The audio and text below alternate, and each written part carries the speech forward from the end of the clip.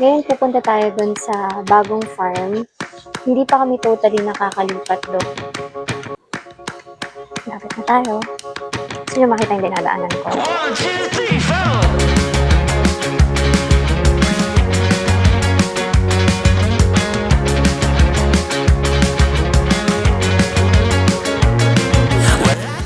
It's been 4 years. 4 na taon. 4 na taon na nga simula nung sumumo kami sa industriyang ito. Sa totoo lang, hindi naman lahat madali. At magsisinungaling ako kung sasabihin kong hindi kami napapagod. Nagsimula kami sa maliit na bakuran. 25 tipi lang ang kasya.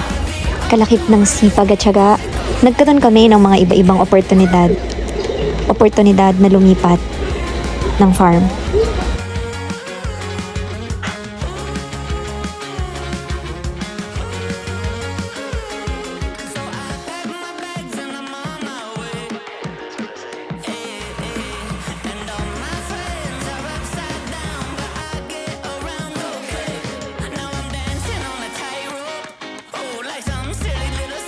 At dito nga sa pangalawang farm na to, dito ako nagkalakas ng loob na i-share ang journey namin. Marami din kaming nabuong alaala dito sa farm na to. 150 tipis na ang kasya dito. At palagi naming pinapanatili ang kalinisan nito. Babaunin ko lahat ang mga alaala, malungkot man o masaya, na galing sa farm na ito.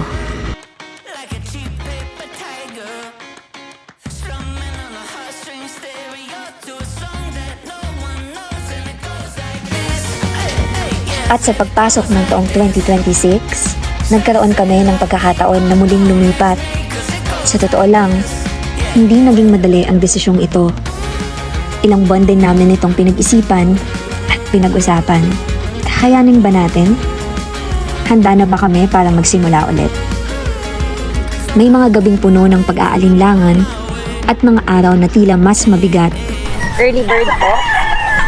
Ito yung una. Sweater Boston. Sweater Boston uli. Sige, unahin natin yung ano. Escoline White sa high action. Early bird lahat ng pinapakita ko. Sweater Boston straight comb.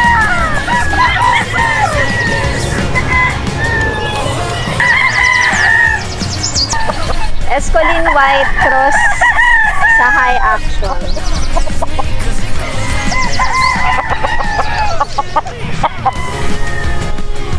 Sweater Boston uli. Pero sa kabila ng lahat ng takot at mga hindi siguradong bukas, nanaig pa rin ang pangarap. Ang pangarap na magkaroon ng maayos na farm.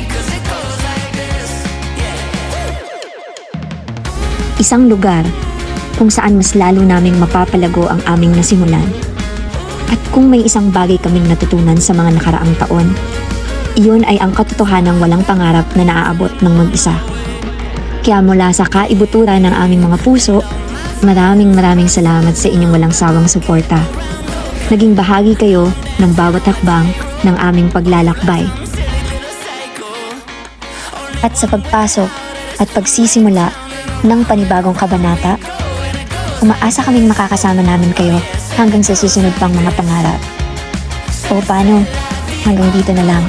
Hanggang sa susunod ulit.